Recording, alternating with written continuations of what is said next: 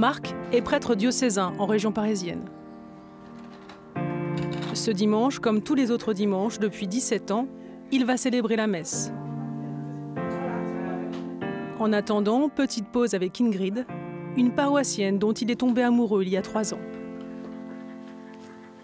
Séparée, mère de 5 enfants, elle a toujours été très investie dans la vie de l'Église.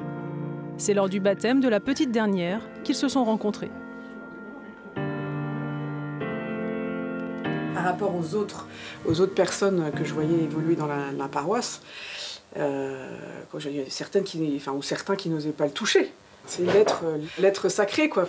Avant d'être un prêtre, il naît homme. Je veux dire, quand il sort du ventre de sa mère, il est homme. Il est Marc avant d'être prêtre.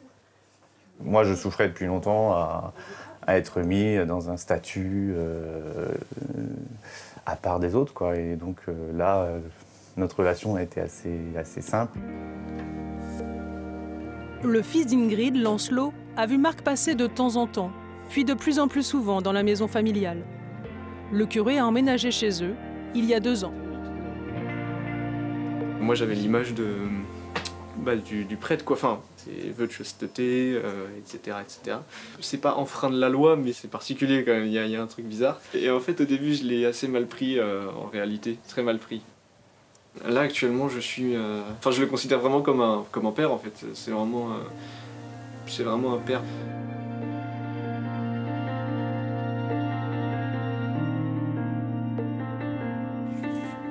Élevé dans une famille très croyante, Marc a été scout, puis enfant de chœur. À Sciences Po, il a des petites amies. Il entre au séminaire à 22 ans. Les femmes sont alors un danger. Attention, vigilance, distance, prudence. Donc voilà, c'est les termes qui sont utilisés. Et puis je découvre qu'en plus, il y a des jeunes qui, ne pouvant pas assumer pleinement leur orientation sexuelle homosexuelle, se réfugient d'une certaine manière dans l'église. Je le vois moi au séminaire, donc là ça commence à m'interpeller, mais je suis toujours dans, de toute façon moi ce que je veux c'est me donner et pleinement et entièrement. Donc je mets ça de côté et je fonce dans ma vocation. Ordonné prêtre à Saint-Denis, il y sera plutôt heureux les 2 premières années. Mais suivront 15 ans d'hyperactivité pour pallier les désillusions et un sentiment d'emprise. L'Église catholique, malheureusement, aujourd'hui, introduit un rapport d'obéissance infantile. Je pense que, en fait, l'Église, inconsciemment, depuis des siècles, se vit comme une institution de contrôle, quoi. On doit garder la maîtrise sur les brebis, quoi. Je voulais être un homme responsable, plein, entier, et avec tout ce qui fait la vie d'un homme responsable, c'est-à-dire aussi sa capacité à aimer et à être aimé, et pas être un instrument. À 41 ans, il découvre l'amour libre, bien qu'interdit. J'ai pas eu l'impression de transgresser quelque chose, quoi. La seule chose qui m'a au moment où on s'est embrassé pour la première fois, enfin c'est moi qui l'ai embrassé, il était habillé tout en noir, parce qu'à l'époque il s'habillait tout en noir avec le col romain, clergyman, quoi. Je me suis sentie coupable, mais pas du tout avec le fait qu'il soit prêtre, plus le fait d'abîmer une amitié forte qu'on avait. Je me suis dit, je suis en train de casser quelque chose, et voilà, donc c'était rien à voir avec le fait qu'il soit prêtre, quoi. La vie avec un prêtre à la maison, là il va aller célébrer la messe. C'est pour ça que je trouve que c'est dommage qu'on ne puisse pas leur permettre de vivre ça en ayant une famille, quoi, parce que voilà, la preuve c'est que là, il le fait et ça ne perturbe pas la vie familiale. Ni la vie ecclésiale. Après 2 ans de romance clandestine, le couple a voulu vivre son amour au grand jour. En juin 2020, Marc se confie à son supérieur. L'évêque le déplace alors dans une autre paroisse pour l'éloigner d'Ingrid, lui conseille un suivi psychologique et de réfléchir 1 an dans la chasteté. Plus la sexualité est un tabou et un interdit, plus elle implique des dérives possibles. Et alors, on l'a vu dans un certain nombre d'affaires dans l'Église dernièrement. Je ne parle pas simplement des abus sexuels sur mineurs, mais des abus sexuels aussi sur majeurs non consentants. Et là, il y a une déviance de la sexualité dont... Alors certains diront oui, mais ça existe partout dans toute la société. Oui, mais plus il y a de l'interdit du tabou, moins on peut la vivre sereinement et sainement, plus on favorise ce genre de déviance. Des violences sexuelles, selon lui couvertes par l'entre-soi et le silence complice de l'Église catholique. Et alors la culture du secret dans l'Église, elle est permanente. Ça protège les actes malfaisants et ça met tout dans le même panier. C'est-à-dire que, par exemple, moi, à l'heure actuelle, je suis contraint à une forme de secret et clandestinité voilà, pour pouvoir continuer mon ministère. On me met un peu dans la même catégorie que le prêtre qui aurait commis des abus sexuels sur mineurs. On mélange un peu tout, quoi. Bonjour, ça va? Bonjour. Tac. Ce matin de mai 2021, 3 premières communions attendent le père Marc. Ce qui est dur, c'est de ne pas pouvoir le communiquer autour de moi, de ne pouvoir pas communiquer avec les autres paroissiens simplement de ce que je vis, parce que je ne vis pas quelque chose de contraire ni à l'évangile, ni à la simple humanité. Donc ce qui est difficile, c'est d'être un peu, de ne pas être dans la vérité. Et là, vous vous sentez comment? Là, très bien. C'est la rencontre avec le Seigneur, donc c'est très beau.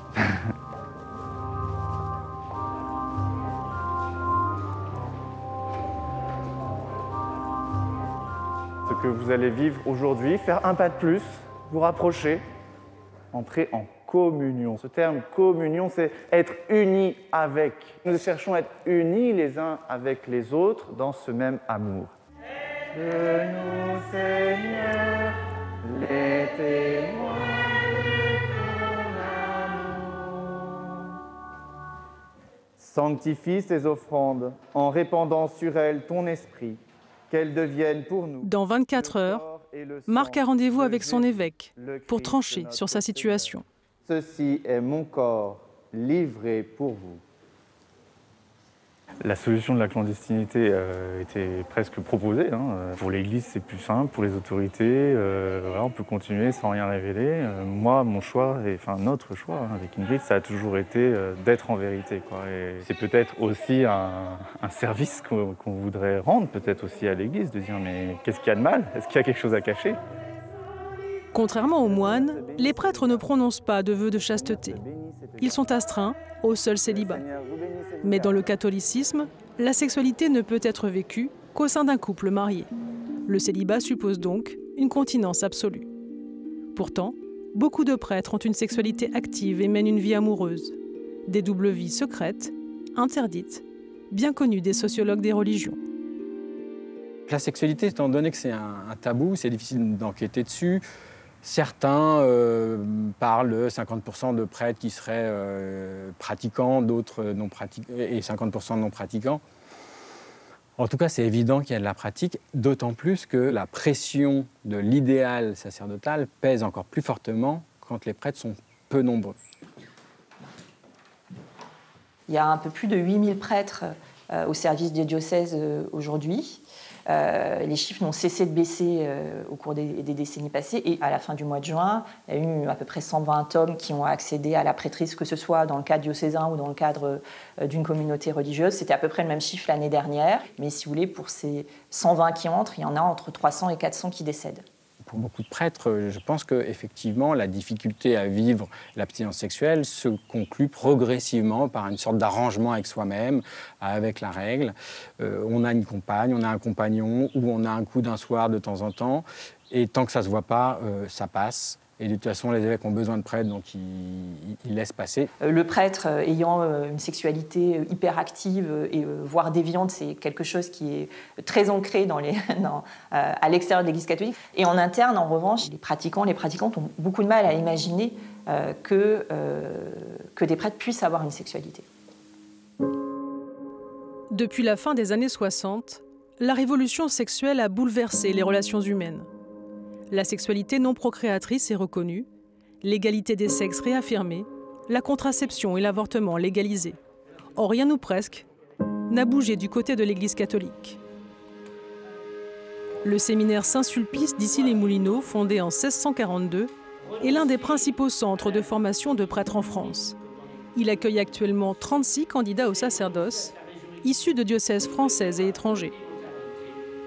Écoutez bien ce que dit Kierkegaard.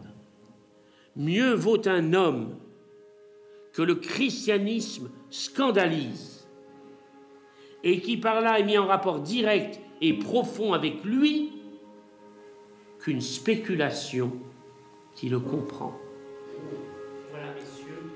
Encadrés par des prêtres et un supérieur, les séminaristes vivent ici leur formation sur 6 ans. 2 années de philosophie, suivies de 2 de théologie. Chaque semaine, ils ont 15 heures de cours pour 20 heures de travail personnel. Étienne est en dernière année. Déjà diacre, il est envoyé en paroisse 4 jours par semaine. Jusqu'à 20 ans, j'ai une vie tout à fait normale. Je n'avais pas du tout le désir d'être prêtre, donc j'ai une vie tout à fait normale. Enfin, nous, les séminaristes et les prêtres, on n'est pas des extraterrestres. J'allais à la messe tous les dimanches. Je voulais fonder une famille, avoir un travail. Et en fait, c'est quand je suis arrivé à Cergy pour mes études d'ingénieur, j'ai commencé à fréquenter l'aumônerie des étudiants, l'aumônerie catholique.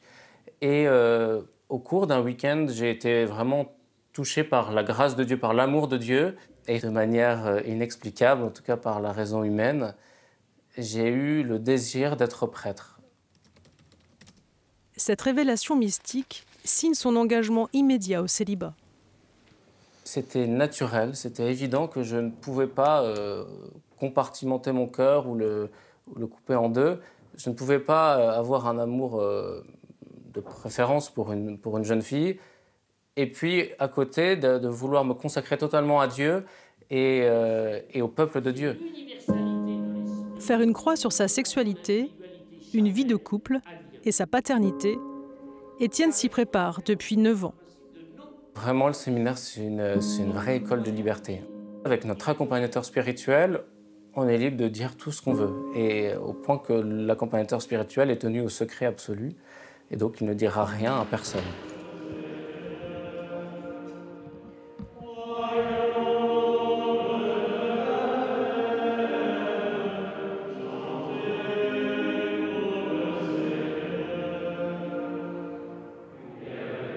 Copie conforme de la chapelle royale de Versailles, l'édifice est classé monument historique. Pour les séminaristes, les temps de prière tiennent une place centrale et rythment leur vie. Seigneur, je te prie, le corps et le sang de Jésus, le Christ. Nous, ici au séminaire, nous formons clairement des candidats dans cette dimension du célibat consacré. On échange avec eux sur ce sujet-là, alors plus dans des échanges un peu individuels, pour s'assurer qu'il s'agit vraiment d'un choix mûri. Ce n'est pas sur un coup de tête, ce n'est pas non plus parce qu'on a eu une expérience spirituelle très forte qu'on va forcément servir le Seigneur comme célibataire consacré. Depuis les années 2000, les séminaristes doivent assister à un module dédié aux diverses addictions, jeux vidéo, alcool et pornographie. De fait, on a des interventions de psychologues, on a l'intervention aussi d'un sexologue qui aide aussi sur ce domaine de la sexualité, à mieux comprendre comment fonctionne cette sexualité, quel est le sens, et qu'elle est belle, qu'elle est pour nous donnée par le Seigneur à l'homme et à la femme. Et donc, c'est vrai que ce choix du célibat, il se construit avec tous ces éléments-là. Et depuis 2016, l'Église catholique de France préconise dans tous les séminaires du pays des sessions régulières sur la prévention de la pédophilie. Charge aux formateurs de discerner des fragilités, des inaptitudes et d'exclure les candidatures à risque au sein de ces communautés exclusivement masculines. Au nom du Père et du Fils et du Saint-Esprit. Amen. Fais-nous vivre selon ta justice dans l'action de grâce pour tant de bienfaits, par Jésus le Christ notre Seigneur. Amen.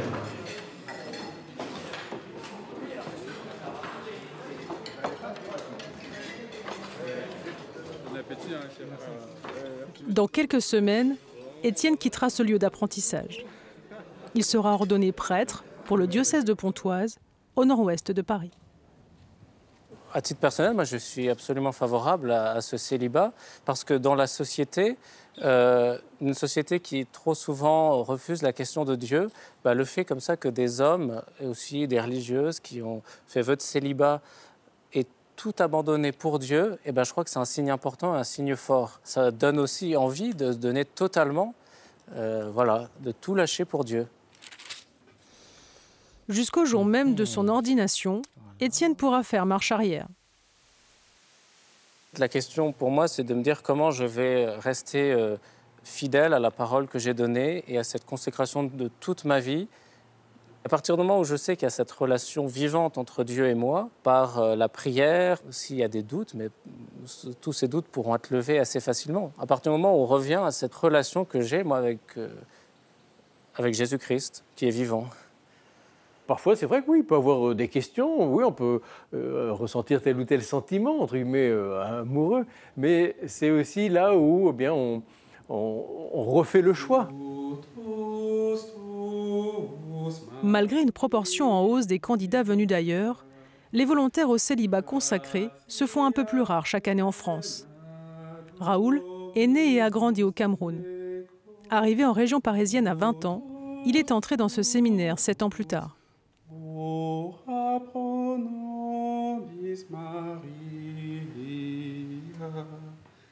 J'ai été baptisé à l'âge de 14 ans.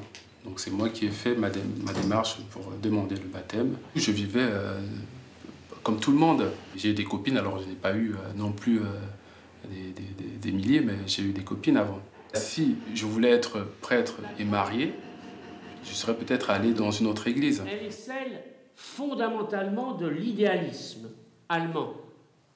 Au sens large. L'année juste avant de rentrer au séminaire, nous faisons souvent une retraite chez les jésuites. C'est 30 jours de silence, de prière, et chaque jour on rencontre un directeur spirituel. Et je me suis retrouvé un soir dans ma chambre, au chevet de mon lit, en train de pleurer de joie, mais pleurer à chaudes larmes de joie, parce que je réalisais de manière sensible que Dieu avait toujours été présent dans ma vie et qu'il m'aimait d'un amour infini. Bientôt prêtre en Île-de-France, son avis est clair sur la sacralisation des prêtres célibataires.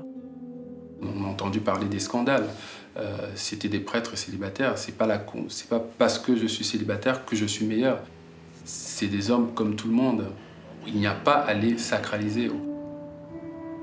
Quant à l'homosexualité dans les séminaires et au sein de l'Église, Raoul dit ne jamais y avoir été confronté. Le directoire pour la formation des prêtres dit clairement que toute personne qui aurait une tendance homosexuelle ne peut pas être admise dans la formation de prêtres.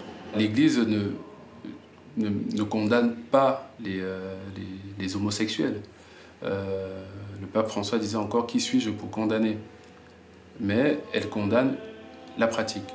Je ne pense pas que l'Église soit un refuge pour personnes homosexuelles. Nous, ce que nous cherchons, c'est à faire en sorte que nos candidats soient des personnes paisibles, équilibrées, et assumant pleinement ce ministère de prêtre. Dans ce lieu où sont formés les futurs hommes d'Église, le discours officiel ne peut différer de celui du Vatican. L'homosexualité est un péché pour l'Église catholique. Mais sur le site internet du Saint-Siège, cette instruction apparaît.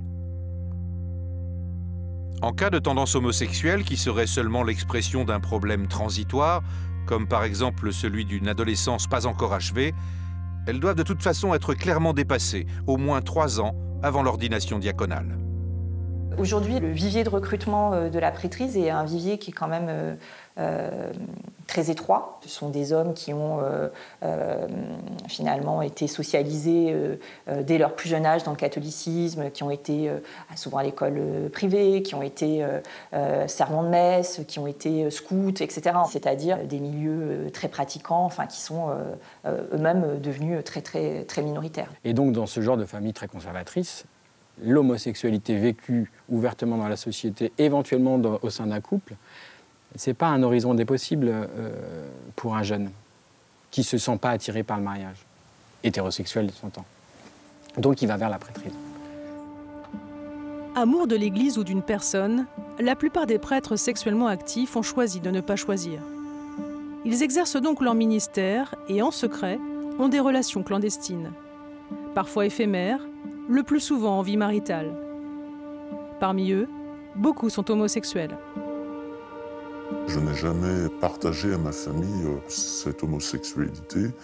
J'ai attendu 30 ans pour pouvoir parler de mon identité sexuelle. Ça a d'abord été mon évêque qui a été d'une écoute très bienveillante, qui, même s'il m'a invité à aller me retirer dans un monastère pendant 1 an, avec une invitation à aller voir tel prêtre chargé de l'accompagnement des personnes homosexuelles. Mon seul désir, c'était de pouvoir unifier ma foi et mon identité profonde. Son accompagnateur spirituel depuis le séminaire n'a pas eu la même réaction. Lorsque je lui ai annoncé les choses, mais il a été d'une fermeture totale.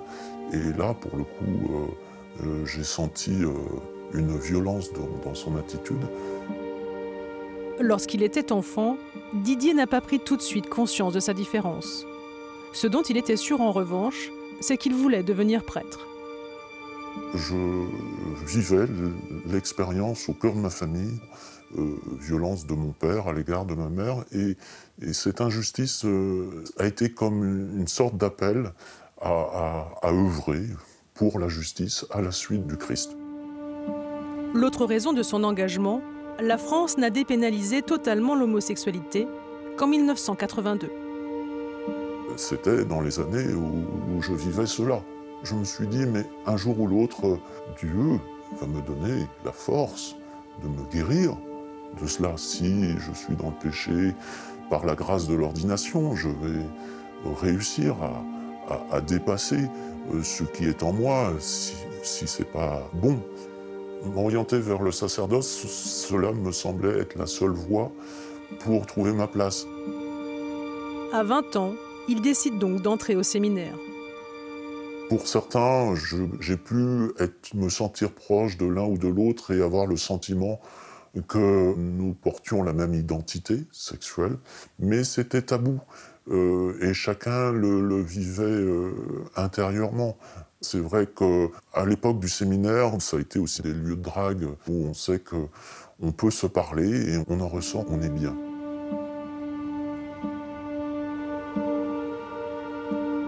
Lorsque je retombais dans cette attirance ou dans la masturbation, tout simplement en imaginant telle ou telle situation, je le vivais comme un échec par rapport à cet engagement auquel je me préparais.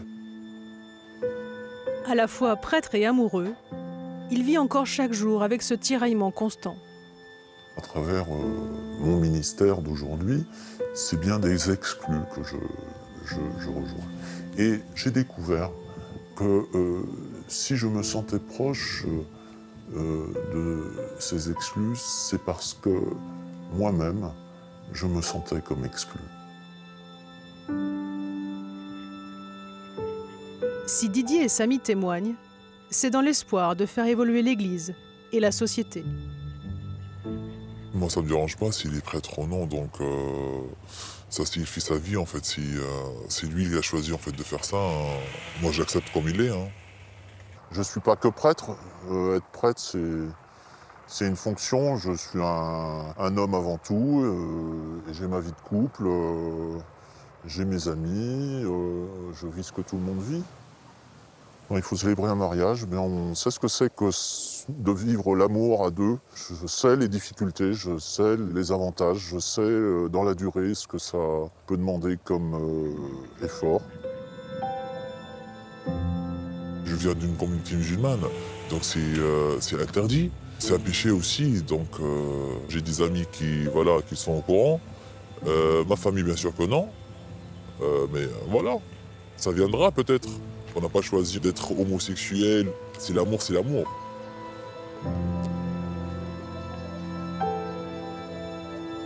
Je pense que prêtre homosexuel, pratiquant ou non, on peut dire qu'il y en a 50% sans doute. Le discours officiel, c'est que normalement les candidats homosexuels ne peuvent pas devenir prêtres. Ça crée un double tabou sur les personnes qui sont éventuellement homosexuelles et éventuellement aussi pratiquantes en termes de sexualité. Paradoxalement, plus l'Église développe un discours homophobe un peu agressif, comme on le voit depuis les années 80, en réaction au fait que les sociétés normalisent progressivement l'homosexualité, plus, je pense, en plus dans un moment de rareté, l'Église attire des personnes homosexuelles, mais ayant totalement intériorisé l'homophobie.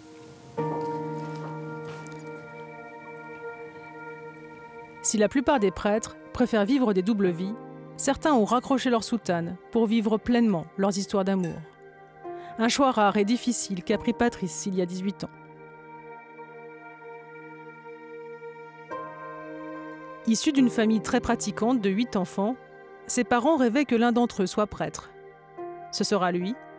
Juste après le bac, il entre au séminaire et sera ordonné à 27 ans.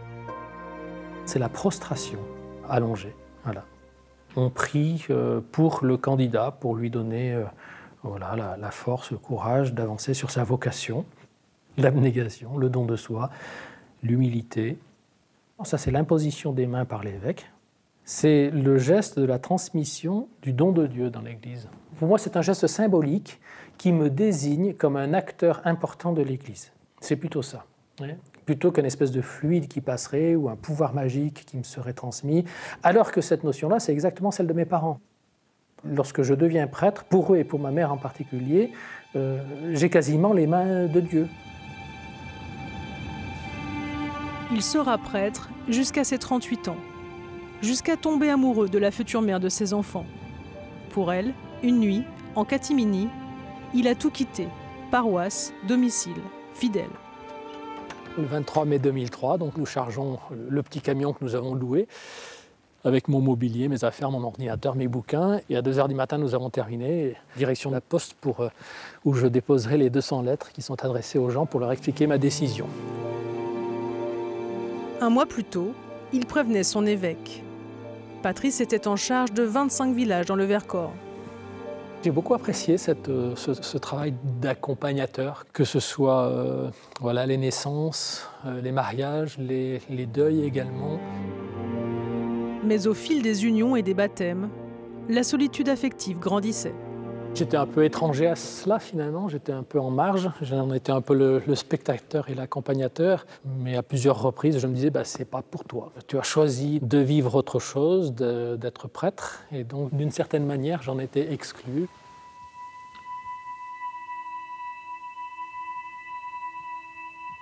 Il y avait des séquences de solitude lourdes que j'essayais de traverser aussi courageusement que possible. Et puis il y avait des séquences, il y en avait beaucoup, et c'est ce qui me permettait de tenir, je pense, où c'était très animé parce que j'avais toujours quelque chose à faire. Donc je m'impliquais énormément dans ce que je faisais parce que j'y croyais quand même. Il me manquait l'aspect relationnel, affectueux, physique, cette espèce de compagnonnage au quotidien, de l'affection, des gestes de tendresse, d'échanges particuliers avec une personne. Voilà, c'est ce qu'on appelle l'amour finalement, je pense.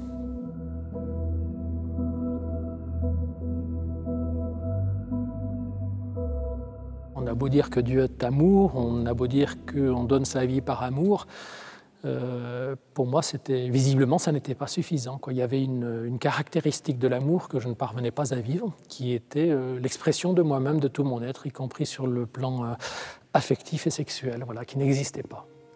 Et ça, j'en souffrais.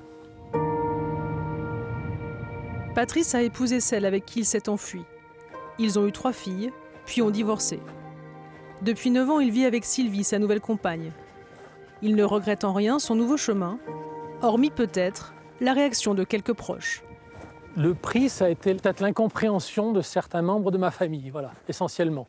Ça leur paraissait non seulement insensé, mais en plus ça leur paraissait une trahison, alors que moi, c'était un accomplissement de moi-même et de mon projet. Donc on était en distorsion totale avec eux. Et donc je devais me tenir éloigné de membres très proches de ma famille pour ne pas souffrir de cela. Aujourd'hui, Patrice travaille. Il gère un centre d'aide médico-sociale. C'est vrai que dans la tradition catholique, on est prêtre à vie. Donc même quand on a quitté le ministère, on est encore prêtre. Donc moi, j'avais encore l'impression que pour les autres, j'étais avec un prêtre. Et donc oui, c'était ma culpabilité. Un sentiment un peu de honte en fait, par rapport aux valeurs qui m'ont été transmises, enseignées par mes parents, par ma famille. Je suis en recherche aujourd'hui, intellectuellement, philosophiquement, je ne sais même pas qu'est-ce que ça veut dire si Dieu existe, je ne sais pas. Et peu importe à la limite. Je crois que le plus beau témoignage qu'on puisse lui rendre, c'est de vivre en frères les uns avec les autres. Amen.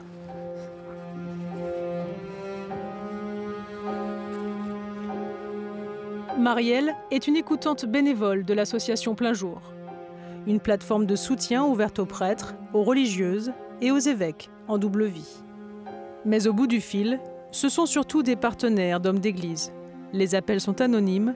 Ce jour-là, depuis Madagascar, Victoire, 20 ans, compagne de prêtre. Allô? Oui, bonjour Victoire. Bonjour. Bonjour. Avec votre compagnon, la situation est toujours la même? La plupart du temps, on a un rendez-vous 1 ou 2 fois par semaine. On va dans des lieux publics. Il me rappelle toujours que j'ai le choix, que je peux changer de vie. Il ne me force pas. Victoire sait qu'elle n'est pas la première femme de cet ecclésiastique. À ma connaissance, j'étais la 2e ou bien 3e. J'ai essayé de mettre fin à cette histoire, mais je n'y suis pas arrivée. Il n'a rien fait de mal. Au niveau de la société, de la famille, c'est toujours un peu difficile, mais entre nous, c'est merveilleux. Au cours de l'appel, nous apprenons que cette relation a conduit Victoire à avorter plusieurs fois, loin de son lieu de vie, seule. Je savais que ce serait très difficile, donc je fais ce choix à contre-cœur. Marielle est elle-même compagne de prêtre. Tous deux vivent ensemble depuis 20 ans. Elle garde l'anonymat pour qu'il ne soit pas contraint de quitter l'église. Nous nous sommes rencontrés donc en dehors de l'église chez des amis communs. Je ne savais pas qu'il était prêtre. C'était lors d'un week-end. Donc quand j'ai découvert qu'il était prêtre, le charme m'a opéré et c'était difficile pour moi de faire demi-tour. Comme la plupart des prêtres en double vie, il ne veut pas quitter son ministère. Je ne m'imaginais pas à l'époque que ça allait être aussi dur, tout ce que ça allait engendrer comme privation, comme frustration, comme douleur. On ne peut pas partager un repas de famille ensemble, on peut partir en vacances, mais il faut toujours être discret, toujours mentir. Et en même temps, il y a eu des très beaux moments, mais que quand on n'est que tous les deux. Quand dans son emploi du temps, il n'a plus rien à faire. La 5e roue du carrosse, quoi. Ils se sont quittés 5 ans, puis leur romance a fini par reprendre. Aux yeux des autres, je suis perçue comme une éternelle célibataire qui n'a personne dans sa vie. Il a quand même rencontré mes enfants 1 ou 2 fois. Il est présenté comme un ami. Mes enfants ne se doutent de rien. C'est pas simple. Moi, j'aurais envie de partager ça avec mes enfants. De son côté, il y a personne qui le sait, de ses proches, de ses amis. Voilà. Ça fait vraiment penser que je ne suis que la maîtresse, quoi.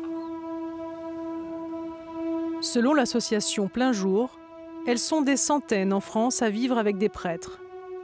Amantes clandestines malgré elles, par péché d'amour. Moi, je suis en colère parce que c'est vraiment l'homme qui me correspond. Il y a le mariage pour tous, il y a le divorce. Enfin, la société a évolué. Qu'est-ce que ça pourrait changer que les religieux et religieuses aient quelqu'un dans leur vie? L'Église, qui est bien pensante pour tout ça, se fiche de la souffrance que l'on vit. C'est trop facile, quoi. Les évêques ont plein pouvoir. Et l'Église a plein pouvoir. On a juste envie de vivre comme tout le monde.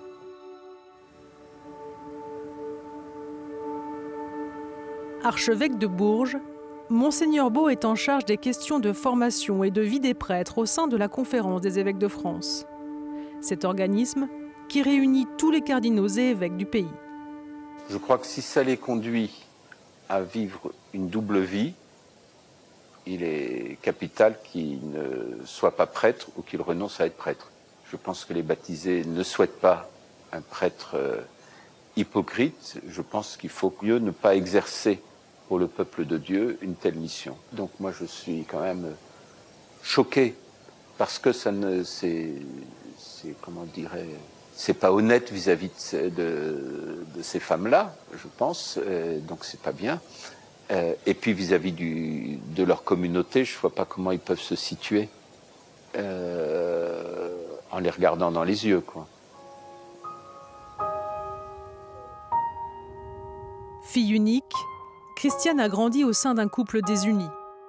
Une mère catholique, très pratiquante et qui aimait sortir. Un père agnostique, casanier et autoritaire. Il y avait un climat de violence importante.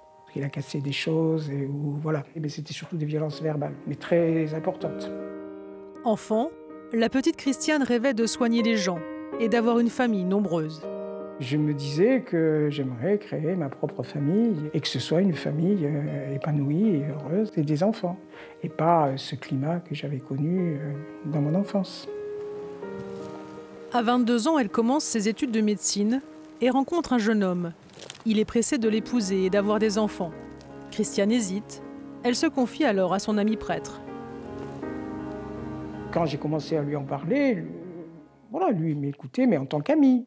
Je n'avais pas encore donné tout à fait ma réponse avec celui qui voulait m'épouser. Et à ce moment-là, il m'a dit « mais je t'aime ». Voilà. Je me suis rendu compte que je l'aimais aussi. Ça a été absolument instantané. J'avais 27, 28 ans et lui, il avait 50 plus que moi.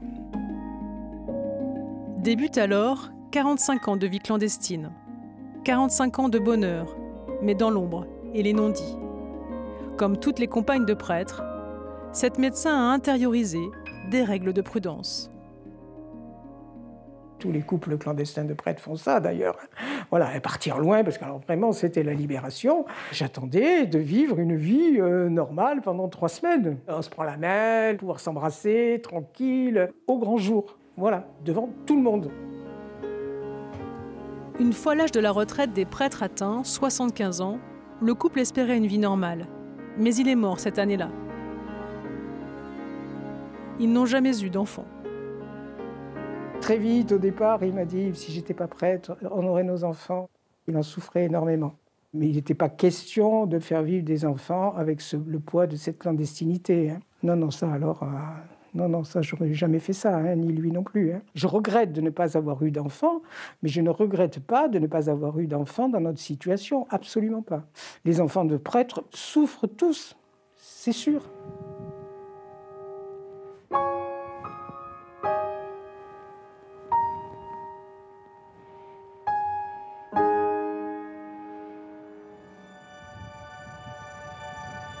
Léa est une enfant de prêtre.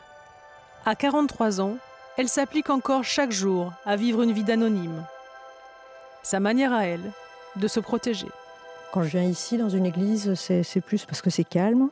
J'aime bien voir les vitraux par souci esthétique. Mais la religion, pour moi, ça ne me concerne pas du tout. Je n'ai pas du tout de foi.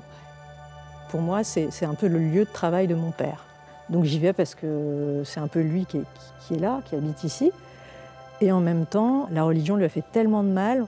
On a tellement souffert avec les persécutions, les horreurs et tout, que ça m'horripile.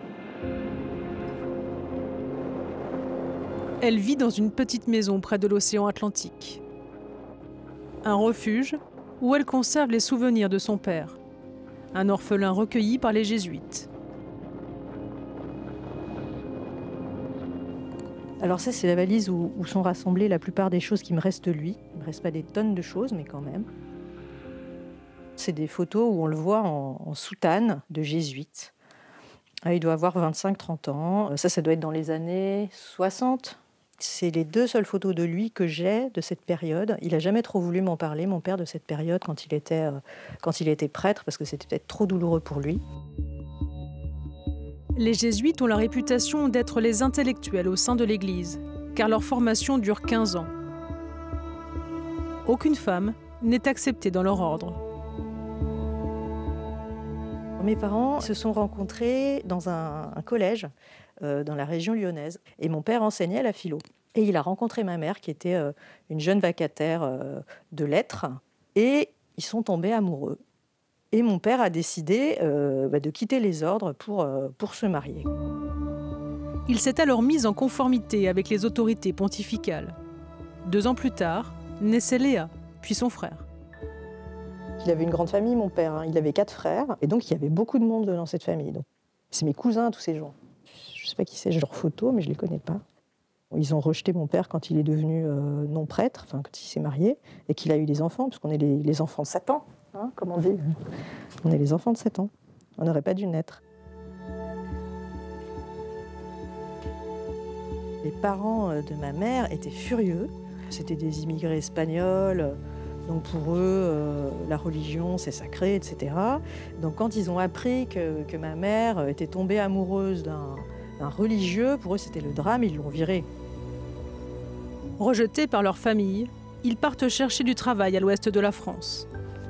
Le seul poste qu'il avait trouvé, c'était en Bretagne, dans un petit village, tout petit. Et les gens ont découvert qu'il avait un passé comme ça de religieux. Il a trouvé un poste de prof de philo dans une école catholique. Et ça a commencé à être l'enfer. Et on a commencé à être persécutés méchamment, donc avec des lettres d'insultes, des colis avec de la merde dedans, des menaces de mort, des graffitis sur les murs. Et le clou du spectacle, c'était un début d'incendie volontaire. Les gens qui nous ont persécutés, c'est les parents d'élèves de l'école catholique. Donc c'est tous des croyants, des pratiquants. Ils se sont dit, un ex-religieux qui fait des cours de philo à nos enfants, il va les pervertir. Léa a rejoint l'association Enfants du Silence. C'est comme ça qu'elle a eu accès aux archives de son père. Moi, ce qu'on m'a dit, c'était assez horrible. On m'a dit, les gens comme votre père, on purge le dossier. Parce que mon père, il a quand même vécu 20 ans en tant que religieux. Donc en 20 ans, il n'y a pas 5 pages de dossier. Il ne faut pas se moquer du monde. Donc s'il y a 5 pages, c'est parce que ça a été en effet expurgé. Il serait des dizaines de milliers d'enfants de prêtres et de religieux dans le monde. L'Église les cache depuis des siècles. Mais depuis 2017, la ligne de Rome a dû évoluer. Tout prêtre avec enfant doit abandonner la prêtrise. Alors j'en ai eu d'un autre diocèse qui effectivement avait une femme qui attendait un enfant et je lui ai dit il faut que tu arrêtes ton ministère, que tu t'occupes de ta femme et de ton enfant et que le bien de l'enfant doit primer sur toute chose.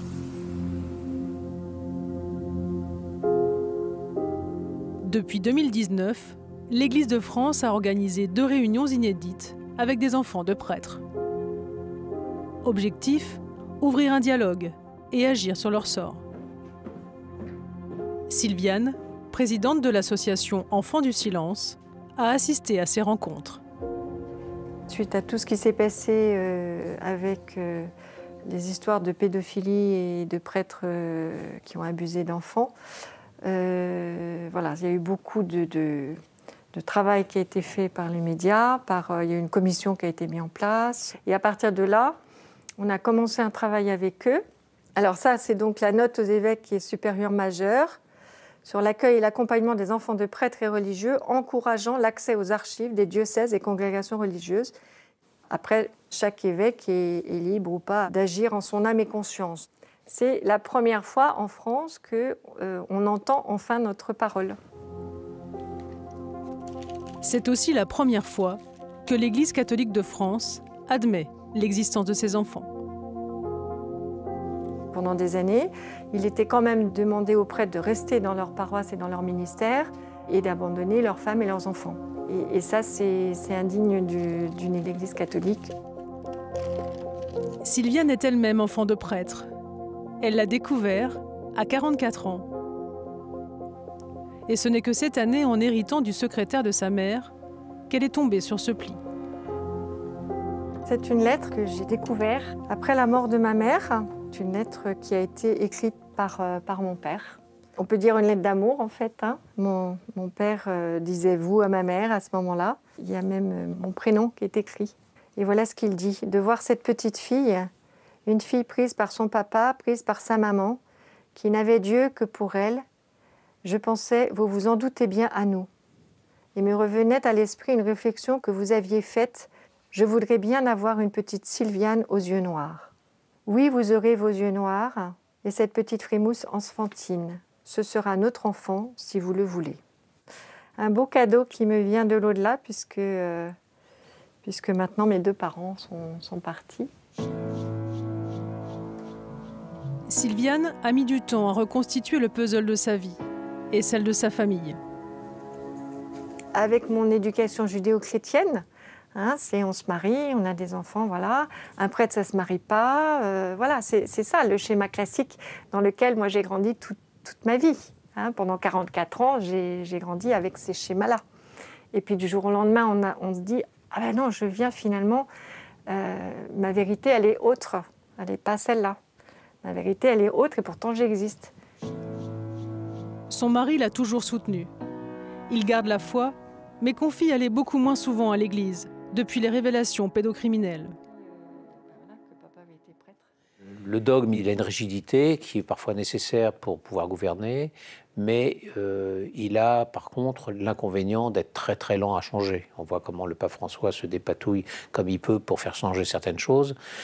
Et il faut qu'il convainque, il faut qu'il arrive à faire enlever des freins, des habitudes. Bon, toutes les grandes institutions ont énormément de mal à se remettre en cause.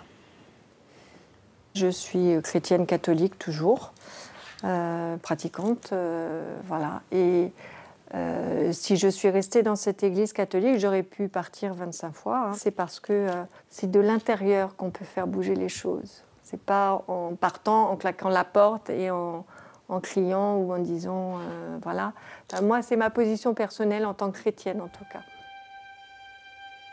Le célibat n'est pas inscrit dans la Bible. Les hommes mariés pouvaient accéder à la prêtrise. Il est devenu obligatoire au XIIe siècle pour éviter que les biens de l'Église ne soient accaparés de père en fils. Une règle pas toujours observée, puisque 8 papes au moins cachèrent des enfants illégitimes. Anne Soupa est théologienne, présidente du comité de la jupe qui promeut le féminisme dans l'Église catholique.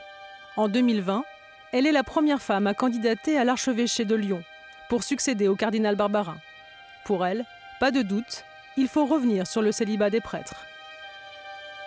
La raison première, celle que tout le monde voit, c'est que des prêtres souffrent et qu'il est temps d'ouvrir cette possibilité à ceux qui le désirent. Bon.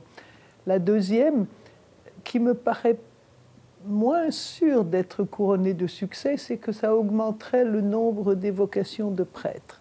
Et la troisième, c'est que l'Église catholique est incapable d'avoir une parole sensée sur la sexualité. Si elle avait des prêtres mariés, elle en aurait le droit.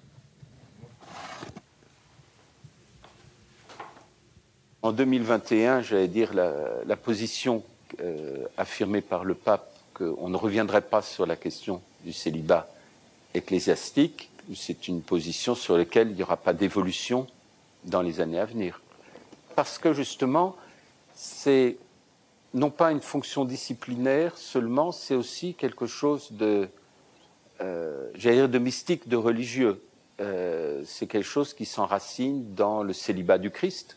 Comme c'est une institution qui n'est pas qu'une institution humaine, comme l'école ou comme l'ONU, ou je ne sais pas quoi, c'est une institution qui est une émanation de Dieu avant tout, alors il ne faut pas qu'elle soit trop... elle se reconnaisse comme trop construite historiquement. C'est pour ça que la stratégie de l'Église, c'est toujours on pourrait dire, une sorte d'éternisation de ces choix. Et donc, la discipline du célibat, qui n'est qu'une discipline effectivement historiquement datée, donc qui pourrait être défaite, on va trouver des tonnes de justifications spirituelles pour la faire comme si elle venait de Dieu directement. La première réforme profonde qui sera engagée dans l'Église entraînera en cascade une série d'autres réformes. Et c'est un effet de domino très affolant pour une institution, de voir que tout d'un coup, un pan de la structure bouge, mais le deuxième va bouger, le troisième aussi, et que toute la structure est à changer. Ça, c'est quelque chose de très angoissant et qu'on ne prend pas cette décision facilement. Et je pense que François ne la prendra pas.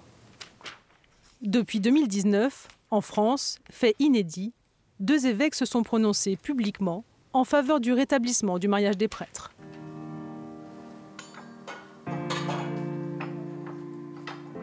Après avoir célébré la messe, Marc a rejoint ses proches et ses amis pour un déjeuner dominical. À la veille de son rendez-vous avec son évêque, sa décision est prise. Il veut quitter l'Église. Il espère une sortie en douceur pour ne pas scandaliser ses fidèles et demander lui-même sa réduction à l'état laïque. Ce qui a changé, c'est de pouvoir vivre une vie ordinaire de famille. Avant, dimanche midi, on sort de la messe, un prêtre sort de la messe, il se retrouve la plupart du temps, il est seul dans son presbytère. Là, je vis un dimanche en famille, des plus ordinaires, avec des amis, et je pense que c'est ça qui a changé le plus. Ses amis ont d'abord été surpris, puis heureux de leur histoire. Mais ils ont des craintes sur l'avenir. Il peut y avoir des gens malveillants, parce que je sais que c'est pas facile, parce que lui, il va devoir faire des choix nécessairement, parce que l'Église, elle ne va pas changer en 5 minutes, et certainement pas en 6 mois. Et c'est plutôt ça. La situation, elle soulève des inquiétudes, toujours, parce qu'on se dit qu'il va y avoir des obstacles sur leur route et que c'est pas ce qu'on veut pour ses amis. Le bonheur qu'on les voyait ressentir, ça met en confiance, quoi. On se dit que, oui, bon, c'est une vieille institution de 2000 ans, bon, elle a ses règles, mais bon, qu'est-ce que c'est face à une histoire d'amour? Le lendemain, Marc constatera que sa hiérarchie avait pris les devants. S'appuyant sur un podcast où le couple témoignait sous pseudo de leur situation, son évêque l'a suspendu définitivement de toutes ses fonctions. L'Institut catholique où il enseignait a mis fin à son contrat. Choqué, il cherche désormais un emploi et a engagé des démarches judiciaires. En attendant, ils envisagent de se marier prochainement à la mairie.